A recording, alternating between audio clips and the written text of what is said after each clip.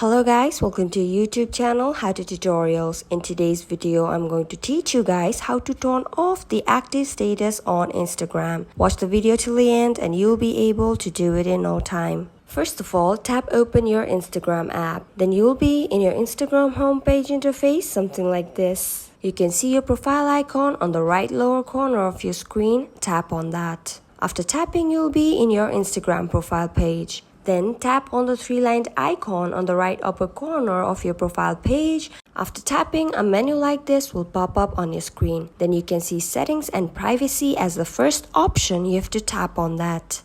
After tapping, you'll be in the settings and privacy page. Then you have to scroll down until you find message and story replies. After you find it, you'll have to tap on it. After tapping, you'll be in a page something like this. Then you can see list of various options and you can see show activity status as the last option. You'll have to tap on it. After tapping, you can see show activity status and show when you're active together is toggled on, which is in blue color. So you'll have to toggle off the button. So after toggling off the show activity status button, the show when you're active together is toggled off automatically. After this, you will no longer be seen active on Instagram. So that's it for the video guys. I hope the video was informative. Don't forget to like, share and subscribe. Till then, keep watching.